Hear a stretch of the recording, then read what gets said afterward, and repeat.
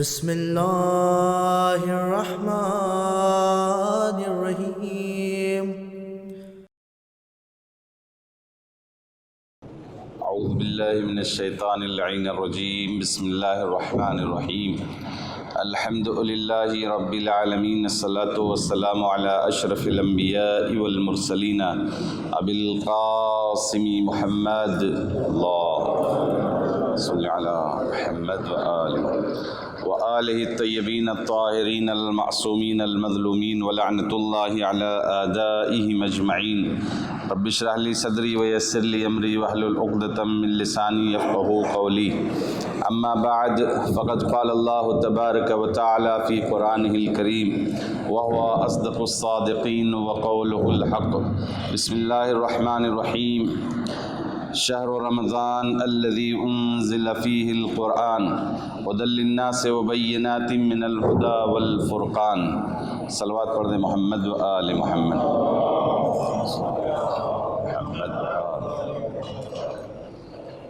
معزز سامعین اکرام، الحمدللہ ہماری گفتگو آج 19ویں پارے کے متعلق ہے۔ اس پارے میں 3 حصے کیے گئے ہیں۔ ایک حصے میں سورہ فرقان کی بقیہ آیتیں یعنی 21 سے لے کے 77 تک، اور پھر سورہ شعراء مکمل ہے، 227 آیتیں اس میں ہیں، اور پھر سورہ نمل کے ابتدائی آیتیں ہیں جو 1 سے لے کر 55 یعنی 55 تک۔ اس میں سب سے پہلے قیامت کا تذکرہ ہے کہ آسمان ایک بادل کے ذریعے پھٹ جائے گا اور فرشتے لگاتار نازل کیے جائیں گے۔ حقیقی اور سچی بادشاہت صرف خدا رحمان کی ہوگی۔ کفار کے لیے بہت مشکل دن اور وقت ہوگا۔ پھر برے دوستوں نے گمراہ کیا، یہ اس پس منظر میں ہے کہ یوم یعض الظالم علی یدیہ یقول یا لیتنی اتخذت مع الرسول سبیلا، یعنی کفار اس دن اپنے ہاتھوں کی انگلیوں کو دانتوں تلے دبا کر افسوس کریں گے اور کہیں گے کہ اے کاش ہم نے پیغمبر کو اپنا ساتھی بنایا ہوتا۔ اس کے بعد اگلا فقرہ ہے کہ یا ویلتی لیتنی لم اتخذ فلانا خلیلا، اور کاش ہم نے ان کو اپنا دوست نہ بنایا ہوتا۔ یعنی ان سے مراد بہت سے وہ گمراہ کن افراد ہیں کہ جو معاشرے اور سماج میں یا اسلام میں بری اور ناحق باتوں کی طرف لوگوں کو گامزن کرتے ہیں، اور لوگ ان کی باتوں میں آ کر غلط راستہ اختیار کر لیتے ہیں۔ تو یہ کفار جب محشر کے دن، قیامت کے دن خدا کے حضور ہوں گے تو وہاں پر کف افسوس ملیں گے اور اپنی انگلیوں کو دانتوں سے دبائیں گے کہ کاش رسول اللہ کے ساتھ ہو جاتے اور فلاں فلاں کو اپنا دوست نہ قرار دیتے۔ یہ بہت ہی یعنی واضح ترین ہے کہ فلانن خلیلا یعنی برے لوگوں کو دوست۔ اب اس کی تفاسیر میں بہت سارے ایسے افراد ہیں جو اسلام میں گمراہی کا کام کرتے ہیں۔ کہتے ہیں کہ وہ افراد تو کم مورد سرزنش ہوں گے، لیکن وہ لوگ کہ جو لوگوں کی گمراہی کے لیے زمینہ فراہم کرتے ہیں وہ زیادہ مورد سرزنش اور عذاب، بلکہ ہماری وجہ سے یا جن کی بھی وجہ سے کوئی گمراہی کا شکار ہوا، غلط باتوں کو وہ غلط کام کرنے لگا، تو وہ ساری غلطیوں کا اور سارے غلط اعمال کا ذمہ دار بھی وہی ہوگا کہ جس نے ان کو غلط راستے پر لگایا ہے۔ اسلام میں دوستی کی بہت سی سفارش کی گئی ہے اور اس کے معیارات بھی بیان کیے گئے ہیں کہ کسے دوست بنانا چاہیے اور کسے نہیں بنانا چاہیے۔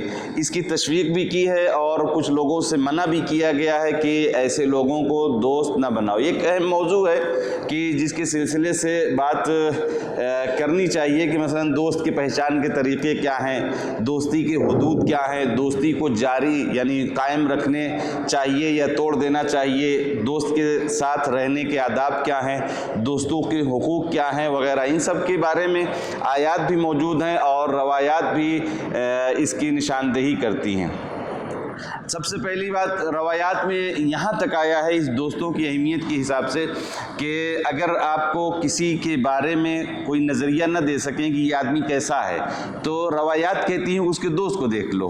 چنانچہ ارشاد ہوتا ہے فانظروا الی خلطائہ، جن کے ساتھ اٹھنا بیٹھنا اس کا ہے اس کو دیکھ لو، وہاں سے سمجھ میں آ جائے گا کہ وہ کیسا ہے.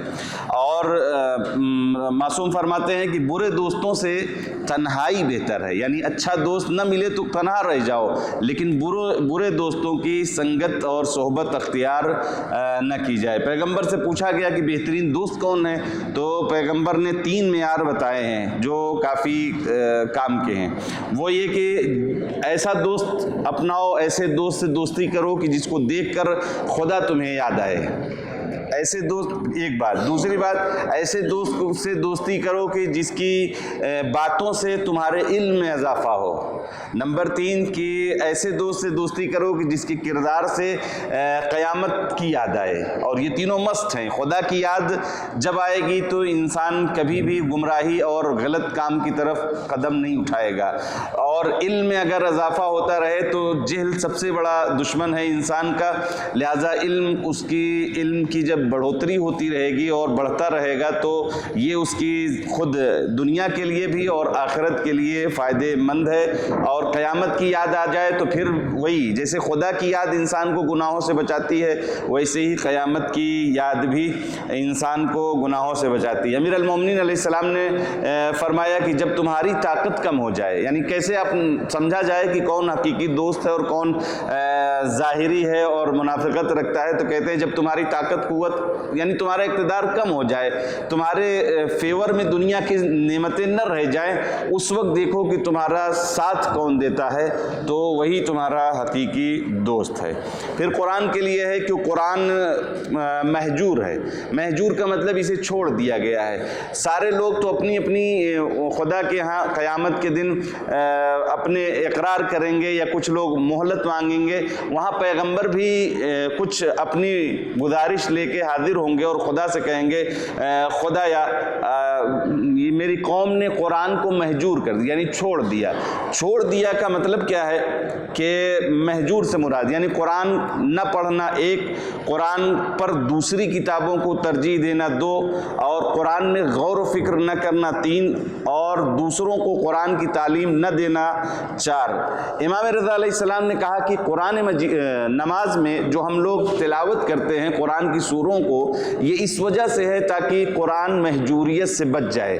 مطلب یہ ہے کہ اگر اس میں بھی بعض دن ایسا ہی ہوتا ہے کہ انسان قرآن کو پڑھتا ہی نہیں لیکن نماز پڑھ لیتا ہے تو قرآن کی سوروں کی تلاوت ہو جاتی ہے، اس سے کم از کم قرآن مہجوریت سے بچ جاتا ہے. امام رضا علیہ السلام نے قرآن کی سوروں کی تلاوت کا یہی ریزن بتایا ہے.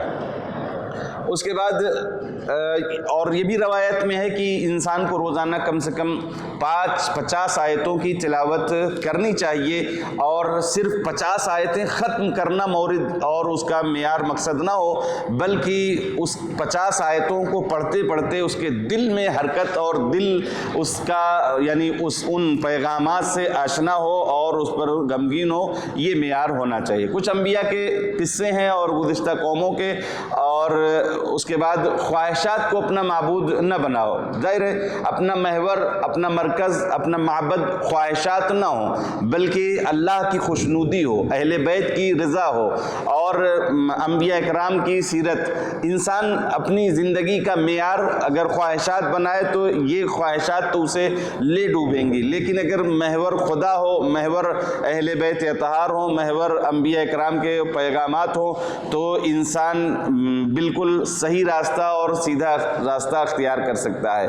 ایسا انسان جو اپنی خواہشات کی پیروی کرتا ہے اور اللہ اور رسول کے فرمان کے مطابق نہیں چلتا ہے، کہتے ہیں ایسا انسان جانور سے بھی زیادہ گمراہ ہے. ان میں اکثر نہ سننے کی اور نہ سمجھنے کی صلاحیت ہے. اجر رسالت، اے پیغمبر کہہ دیجئے کہ میں کچھ بھی اجر نہیں چاہتا. اس مفہوم کی بہت ساری آیتیں ہیں. یہاں جو آیت ہے اس میں یہ ہے کہ इल्ला मन शाअ अन यत्तखिज़ इला रब्बिही सबीला, मेरी जो उजरत देना चाहते हो, मुझे जो उसका एवज़ और बदला देना चाहते हो, उसके बदले में मेरी उजरत यही है कि तुम अल्लाह का रास्ता अख्तियार कर लो। या दीगर मकामात पर और दुआए नुतबा में इब्तिदाई मराहिल में बहुत सारे वो बातें आई हैं कि जिसमें उजरत का तज़किरा किया गया है। मसलन कि इन अजरिया इल्ला अल्लाह, मेरी उजरत, मेरा एवज़ खुदा के ऊपर है, आप नहीं दे सकते या आपके ऊपर नहीं है। या दूसरी जगह पर कहा है कि इल्लल मवद्दता फिल क़ुरबा, यानी मेरी उजरत जो होगी वो मेरे क़राबतदारों से मवद्दत अख्तियार कर लो। या दूसरी जगह पर कहा है मेरी उजरत तुम्हारे खुदा का रास्ता अख्तियार कर लेना, यानी यत्तखिज़ इला रब्बिही सबीला, कि आप खुदा का रास्ता अख्तियार कर लो, मेरी मेहनत का उजरत यही है। फिर अगली जगह पर कहा है कि मेरी उजरत तो तुम्हारे लिए ही मुफीद है, यानी ये ना समझो कि जो मुझे कोई उजरत दे रहे हो जो मानवी शक्ल में है ये मुझे कोई बेनिफिट और फ़ायदा पहुँचाएगा, बल्कि वमा सालतुकुम मिन अजरिन फहुवा लकुम, ये तुम्हारे लिए है और मेरा इसमें कोई बेनिफिट नहीं है। फिर इबादुर रहमान, यानी अल्लाह के ख़ास बंदे, अल्लाह के मुखलिस बंदे, रहमान बंदों की सिफतें क्या हैं। पहली बात, वो ज़मीन पर चलते हैं तो आजिज़ी और इनकिसारी के साथ, यानी घमंड और गुरूर के साथ अकड़ कर नहीं चलते। रवायात कहती हैं कि इंसान को अपने इनकिसारी के साथ ज़मीन पर चलना चाहिए, जो हौन्ना की लफ्ज़ है कि जिसका मुकाबिल गुरूर और घमंड है, अकड़ कर और सीना तान कर नहीं चलना चाहिए। एक सिफत ये है। दूसरी सिफत ये है कि जब गुफ्तगू करते हैं जाहिलों से तो सलामा, यानी नर्म नाजुक लहजे में, कालू सलामा की मंजिल में बहुत से यानी मुफीद बातें हैं, लेकिन उन सारी बातों को तो यहाँ नहीं तज़किरा किया जा सकता। बस ये है कि जब कौम के जाहिलों से इनका सामना होता है तो ये लोग उनसे नर्म गुफ्तगू करते हैं। रातों को इबादत में बसर करते हैं, जहन्नम के अजाब से पनाह मांगते हैं और ख़र्च करने में एतदाल रखते हैं। फजूल खर्ची नहीं करते और ना ही कंजूसी। ये बहुत बड़ी, यानी इंसान के समाजी लिहाज से और दुनियावी ज़िंदगी में ये बहुत अहम मैटर है कि इंसान कंजूस है या इसराफ करता है, फजूल खर्ची करता है या कंजूस है। इसका पैमाना क्या है। इमाम सादिक अलैहिस्सलाम से एक रवायत है जिसको अमली इमाम ने बयान किया है। अपने हाथ को ज़मीन पर के संगरेज़ों को उठाया और उठाने के बाद मुट्ठी को बंद रखा। जब मुट्ठी को बंद रखा तो इसमें अपने असहाब से कहा कि इसमें से कुछ निकल नहीं रहा है, इसे कहते हैं कंजूसी। और फिर दूसरे हाथ को ज़मीन के संगरेज़ों को उठाया दूसरे हाथ में और उसको यूं ही खोल दिया, यानी हाथ को ऐसा खुला रखा कि सारे संगरेज़े ज़मीन पर गिर गए। तो इमाम कहते हैं कि इसको कहते हैं फजूल खर्ची, यानी सब ज़ाया हुआ। फिर तीसरी बार संगरेज़ों को उठाया तो हाथ को ऐसा रखा कि कुछ गिर गया और कुछ हाथ में रह गया। कहते हैं एतदाल और क़वाम यही है। वो पहला कि जिसको कंजूसी कहते हैं वो भी सही नहीं, और वो दूसरा कि जिसको फजूल खर्ची कहते हैं और इसराफ कहते हैं वो भी सही नहीं। ये एतदाल और क़वाम वाली ज़िंदगी यही सही है।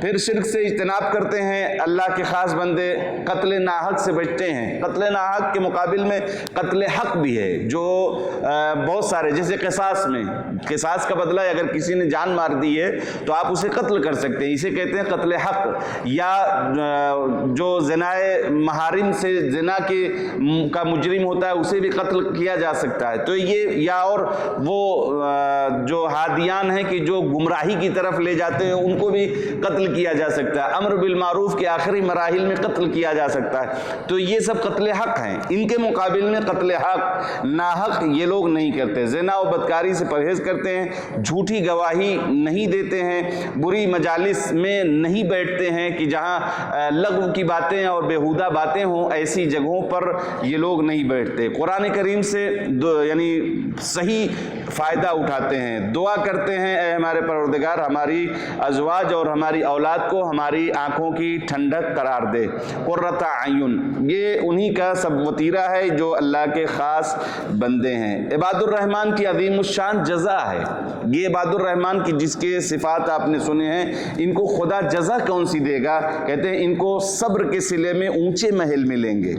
दुनिया के महल की बात नहीं है, ये आखिरत और जन्नत के महल की बात है कि صبر کے بدلے میں انہیں اونچے محل، وہاں ان کا استقبال تحیت اور سلام کے ذریعے ہوگا، یعنی آپ استقبال کے لیے ویلکم کیا جائے گا اور آپ کے اوپر سلام، یعنی جو صفات خدا اور اللہ کے صفات الرحمن رکھتے ہیں، ایسے بندے عباد الرحمن جو ہیں، ایسے بندوں کو تحیت اور سلام کیا جائے گا جس میں وہ ہمیشہ رہیں گے، بہت ہی عمدہ ٹھکانہ اور مقام ہوگا۔ برائیوں کو نیکیوں میں بدلنے والے 3 کام ہیں، کیا ہے؟ الا من تاب وآمن وعمل عملا صالحا فاولئک یبدل اللہ سیئاتہم حسنات۔ بہت سارے کام برے ہوتے ہیں، لیکن جب آدمی توبہ کر لے، جب آدمی عمل صالح انجام دے اور یا خدا کے اوپر ایمان لے آئے، یہ 3 کام ایسے ہیں کہ جن میں ممکن ہے انسان کی وہ برائیاں جو حسنات میں بدل جاتے ہیں۔ پیغمبر کہ سے کسی نے کہا فلاں شخص بہت خراب ہے، پیغمبر نے کہا نہیں ایسا نہ کہو، وہ آدمی ایسا تھا کہ واقعاً ظاہراً خراب تھا لیکن راستہ چل رہا تھا، ایک آدمی کو دیکھا برہنہ سو رہا ہے تو اس نے اپنے کردار کو ایسا پیش کیا، یعنی اپنے آپ کو وہاں کہ گویا یہ دیکھ نہیں رہا ہے، اندھا ہے، اور ایک کپڑے سے اس کا جسم کو ڈھانک دیا، تو اس کے بدلے میں یعنی یہ یبدل السیئات حسنات ہو گئے، یعنی اتنا نیک کام اس نے کیا، اس کے بدلے میں پیغمبر نے کہا اس کا عمل یہ ہے، فرشتے جبریل اس کے لیے بشارت دیتے ہیں۔ یا وہ ایک آدمی، بہت مشہور واقعہ آپ نے سنا ہوگا، جب شراب حرام کا حکم آیا اسلام میں تو ایک آدمی تھا شراب سر پر لے کر جا رہا تھا، پیغمبر سامنے سے آتے دکھے تو اس نے کہا بڑا غضب ہو گیا، اب تو پیغمبر دکھ رہے ہیں سامنے اور کیا میں جواب دوں گا۔ اس نے دل ہی دل میں یہ خیال کیا کہ خدا آج اگر بچ گیا تو انشاءاللہ اس کو چھوڑ دوں گا۔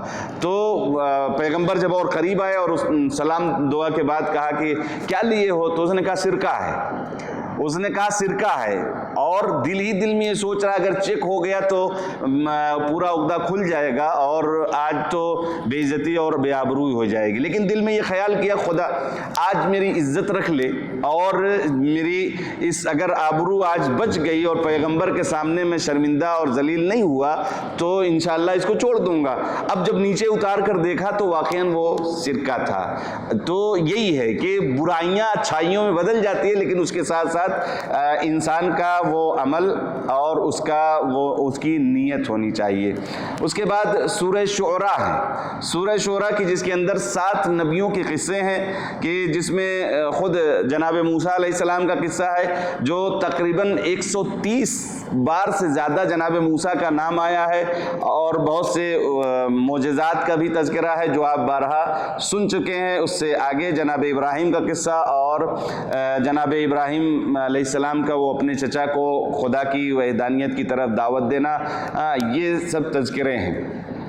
حضرت ابراہیم کی بہترین دعائیں کیا ہے؟ پروردگارہ حکمت عطا کر، صالحین میں شامل فرما، میرا ذکر جمیل آنے والوں میں باقی رکھ، جنت کے وارثوں میں قرار دے، میرے چچا کو بخش دے، روزانہ یعنی روز قیامت جو ہے مجھے ذلیل اور رسوا نہ کرنا۔ یہ ان کی کیا کہتے ہیں دعائیں تھیں جناب۔ قلب سلیم یعنی دل تو سب کے پاس ہے، اور اس کی 6-7 قسمیں ہیں جو یقیناً ایک مجلس کم سے کم آدھے گھنٹے کی تو میں ہی پڑھ سکتا ہوں اگر یہ 7 قسموں کو بیان کیا جائے، لیکن اس میں سے یعنی قلب سلیم وہ دل ہے کہ جس کے اندر خدا کے علاوہ کوئی اور شامل نہ ہو، یعنی جو دنیا کی محبت اور غیر خدا کی بات جس دل میں نہ ہو وہ قلب سلیم ہے۔ امام جعفر صادق علیہ السلام سے بھی یہی روایت ہے کہ قلب سلیم وہ دل ہے جو حب دنیا سے سالم ہو۔ پھر بہت مشہور دعوت ہے کہ جس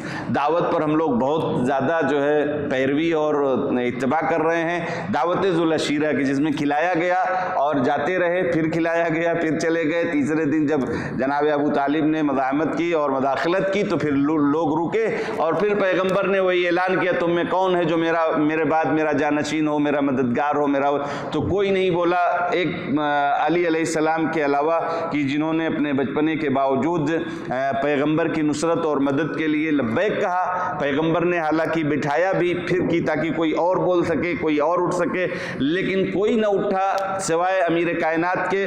تو پیغمبر نے یہ حدیث مشہور ہے جو اہل سنت کے یہاں بھی بھی ہے اور تشیع کے ہیں تو ہے ہی ہے کہ میرے بعد میرے جانشین، میرا وصی، میرا خلیفہ، میرا وزیر، میرا بھائی یہ علی ہے۔ جھوٹے لوگ شیاطین ہیں، یعنی کیا میں تمہیں خبر دوں ایسے شیاطین کی جس کے اوپر شیطان اترتے ہیں، ایسے لوگوں کے جس کے اوپر شیاطین اترتے ہیں، ہر جھوٹے بدکار پر اترتے ہیں۔ خلاصے میں یہ ہے کہ آیت نمبر 223 اور 221 سے یہ تذکرہ ہے۔ شورا کی بھی مذمت ہے، البتہ الا من آمنہ کی منزل میں جو لوگ واقعاً با ایمان ہیں، حسان بن ثابت اور یہ جو واقعاً جو ائمہ کی پسندیدہ شاعری کرتے ہیں اور انہی کے مطابق حکم خدا اور سیرت ائمہ معصومین کو جو بیان کرتے ہیں، ان سے ہٹ کے کہ یہ لوگ جو مذمت جن شورا کی گئی ہو کہ ان کے پیچھے تو بے راہ لوگ چلتے ہیں، ہر وادی میں بھٹکتے پھرتے ہیں، ایسی باتیں کہتے ہیں جو خود نہیں کرتے، اور البتہ وہ لوگ مستثنیٰ ہیں جو ایمان لائے اور نیک عمل اختیار کیے اور اللہ کو کثرت سے یاد کرتے ہیں۔ اللہ کو کثرت یعنی ذکر کثیر، ذکر کثیر سے مراد کیا ہے؟ روایات میں آیا ہے کہ تسبیحات حضرت زہرا، تسبیح حضرت زہرا میں جیسے 34 بار اللہ اکبر اور 33 بار الحمدللہ اور 33 بار سبحان اللہ، یہ ذکر کثیر ہے۔ روایات میں یہ بھی ہے کہ اسی آیت میں وہ آگے والا جملہ ہے کہ سیعلم الذین ظلموا ای منقلب ینقلبون، یہ روایت کہتی ہے کہ یہ وہ آیت ہے کہ جو نوک نیزہ پر جب سر امام حسین بلند تھا تو اس آیت کی بھی تلاوت کیا۔ امام صادق علیہ السلام نے کہا ظلم سے مراد کیا ہے؟ کہتے ہیں ظلم کا بارز اور واضح مصداق وہ ہے کہ جو اہل بیت کے حق میں کیا گیا، یعنی اہل بیت کا حق نہ ملنا یہ دنیا کا سب سے بڑا ظلم ہے روایات کی روشنی میں۔ پھر سورہ نمل ہے کہ جس میں مومنین کی ہدایت کے لیے بات ہے، قرآن مومنین کے لیے ہدایت ہے، تا سین، یہ قرآن کتاب مبین ہے، مومنین کے لیے ہدایت اور بشارت ہے۔ چونکہ اس قرآن سے فائدہ اٹھانے والے اہل ایمان اور تقوی والے ہیں، لہذا یہ قرآن انہی کو ہدایت اور انہی کو بشارت دیتا ہے۔ 5 نبیوں کا تذکرہ اس میں بھی ہے، جناب موسیٰ علیہ السلام اور جناب ہارون علیہ السلام، پھر ان کا عصا کو ان کے اژدہا بن جانا، اور جناب داؤد اور جناب سلیمان نبی علیہ السلام کا، کہ جناب داؤد جو وارث ہیں جناب سلیمان کے، حضرت سلیمان حضرت داؤد کے وارث ہیں، اور انہیں پرندوں کی بولی سمجھنے کی طاقت اور قوت دی گئی، جو جنوں اور انسانوں پر پرندوں کے لشکر جمع کیے۔ یہ ایک چونٹی کی بات جو آپ نے بھی سنا ہوگا کہ جب جناب داؤد کا لشکر، جناب سلیمان کا لشکر جانے لگا تو چونٹی کے سردار نے کہا کہ چونٹی سارے اپنے اپنے بلوں میں اور سوراخ میں چلے جاؤ، اس لیے کہ ادھر سے سلیمان کا لشکر آ رہا ہے جو کہیں تمہیں کچل نہ دے، نہ آگاہانہ کچل نہ دے۔ تو فتبسم ضاحکا، جناب سلیمان مسکرائے، اس کی یہ بات کو سن کر مسکرائے اور اس سے پھر سوال کیے، قال رب، اس طرح سے یعنی جو نعمتیں انہیں ملی تھی اس نعمت کو شکریہ ادا کر کے، اور ان کے والد کو جو نعمت ملی تھی اس کے شکریہ کے ساتھ خدا کی بارگاہ میں گویا ہوئے۔ یہ بہت اہم پیغام ہے جو اس چونٹی کے ذریعے سے ہم تک بھی پہنچ سکتا ہے۔ سب سے پہلی بات، نبی تھے جناب سلیمان، چونٹی ایک ادنا سی مخلوق خدا تھی، لیکن اس نے جو بات کہی اس بات پر جناب سلیمان غصائے نہیں اور نہ ہی کسی طرح کا کوئی اور ریئیکشن، بلکہ مسکرائے۔ یہ بہت بڑا ہنر ہے، جو بھی پیغام خدا دینا چاہتا ہے وہ تنقیدوں پر غصاتا نہیں ہے۔ یہ اگر آپ اور ہم چاہتے ہیں کہ واقعاً خدا کی کے پیغام، خدا کی دین کی کوئی مدد کریں اس تبلیغ کے عنوان سے، تو یقیناً یہ سب نبیوں کی سیرتیں ہمارے لیے بہت بڑا حوصلہ اور بہت ہی رہنمائی کرنے والے واقعات ہیں۔ اس نے کیا کہا؟ نہ آگاہانہ طور پر، یعنی نبی اللہ کو یہ کہنا اور اس کے بعد آپ نے اس کا اظہار یعنی ہنس کر کیا کہ چونٹی اپنے وجود کی حیثیت سے جناب سلیمان نبی اللہ کے لیے یہ بات کہے، جو یقیناً عام انسانوں کے لیے تو غصہ ہی اور آج کی دنیا میں کہ تمہاری اوقات کیا ہے، انسان کو کہہ دیتا ہے، یہاں تو نبی اور وہ معمولی سی چونٹی ہے، لیکن جناب سلیمان کا وہ اظہار اور اس سے ایکسیپٹ کرنا اور پھر اس کو دلائل دینا، یہ سب یقیناً اس بات کے لیے تاثیر ہے کہ اگر انسان چاہتا ہے کہ خدا کے پیغام کو پہنچائے تو ایسی بات ہے۔ پھر جناب سلیمان چونکہ ان کی فوج کا پرندوں کے ایک فوج کا کمانڈر ہدہد تھے، اور جناب سلیمان نے جب سارے پرندوں کو ایک دن دیکھا تو اس میں ہدہد نظر نہیں آئے، تو جناب سلیمان نے پوچھا کہ بھائی ہدہد کہاں ہے؟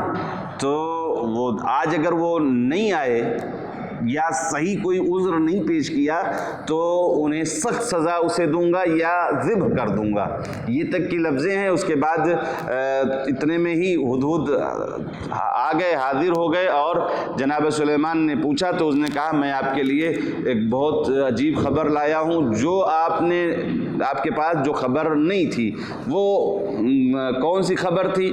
وہی ملک سبا والی، کہ جو آپ سنتے رہتے ہیں کہ ہدہد نے آ کر سنایا کہ ملک سبا میں، یعنی سبا نام کی ملکہ رہتی ہے کہ جس کی قوم والے اس کے ساتھ وہ بھی سورج کی پوجا کرتی ہے اور اس کے قوم والے بھی، اور شیطان اس کے اس عمل کو بہت اچھا کر کے دکھاتا ہے۔ تو یہ جناب سلیمان نے سن لیا، اور سننے کے بعد کہا کہ اچھا اگر تم صحیح کہہ رہے ہو یا غلط کہہ رہے ہو اس کو چیک کرنا پڑے گا۔ ایک خط لکھا اور خط لکھ کر ملکہ سبا تک پہنچایا کہ تم لوگ اس خدا کی طرف آ جاؤ، دعوت دی اس دین حق کی طرف۔ تو اس نے اس خط کو جب پہنچا خط تو کہا کہ یہ کتاب کریم، یعنی وہ نامہ جو پہنچا لیٹر، تو اس کو کتاب کریم کہا، اور اس کے بعد بسم اللہ سے، اب اس کو کہتے ہیں کیوں کتاب کریم کہا کہ جناب سلیمان کی عظمت کی وجہ سے، یا اس لیٹر پر سب سے پہلے بسم اللہ لکھا تھا۔ یہی وہ سورہ ہے کہ جس کے اندر 2 مرتبہ بسم اللہ آیا ہے۔ سورہ توبہ میں بسم اللہ نہیں ہے، جبکہ ٹوٹل 114 سورے ہیں، 114 سورے میں ایک سورہ میں نہیں ہے، تو 113 ہونے چاہیے تھے بسم اللہ، لیکن اس میں 2 بار آیا۔ یہ خط جہاں سے شروع ہوا ہے وہاں بسم اللہ الرحمن الرحیم لکھا ہے، کہتے ہیں اسی لیے چونکہ اللہ کا نام لکھا تھا، اس بنیاد کے اوپر وہ ملکہ سبا نے کہا کہ یہ کتاب کریم ہے، یعنی لیٹر جو یہ خط ہے یہ بہت کریم خط ہے۔ اب اس نے اس کو پڑھا، اس پڑھنے کے بعد یعنی ملکہ سبا نے کہا کہ شاید یہ بادشاہوں کی تو عادت ہوتی ہے کہ اپنے ملک کو اور اپنی رعایا کو بڑھانا چاہتے ہیں، جہاں تک قبضہ ہو جائے سب اپنا ہی بنانا چاہتے ہیں، لہٰذا یہ تو عجیب لگ رہا ہے، مجھے بھی لگتا ہے کہ یہ بھی بادشاہ ہیں اور اس عادت کے مطابق یہ بھی ہمارے ملک پر قبضہ کرنا چاہ رہے ہوں گے، لہٰذا اس نے اپنے سارے بڑوں کو جمع کیا اور ان کے سامنے وہ بات رکھی کہ اب کیا جائے۔ تو سب نے کہا کہ آپ تو ملکہ ہیں، آپ ہی جو فیصلہ کریے گا وہی ہم لوگ بھی تسلیم کر لیں گے، لہٰذا انہوں نے کہا کہ ہم لوگ کچھ انعام و اکرام اور جوائز بہترین گفٹ کے ساتھ بھیجتے ہیں، لہٰذا اپنا پیغامبر بھیجا بہت سے تحفے تحائف دے کر کہ یہ لیں اور کچھ خاموش ہو جائیں، ادھر ہماری طرف سے رحم آ جائے، جس کو اب یعنی آج کی زبان میں سمجھانے کے لیے کہا جا سکتا ہے کہ رشوت کچھ دو کہ یہ بات ان کی رک جائے اور یہ اپنے یہاں رہیں، ہم لوگ اپنے یہاں رہیں۔ لیکن جناب سلیمان کے پاس جب وہ ساری رشوت پہنچی تو اللہ والے کہاں لینے والے ہیں، ہم کو تو حق کا کام کرنا ہی ہے، چاہے تم دو یا نہ دو، لہذا جناب سلیمان نے کہا کہ جو میرے پاس خدا کا دیا ہوا وہ بہت کچھ ہے، اس کو تم واپس لے جاؤ اور کہہ دو کہ وہ تیار رہیں۔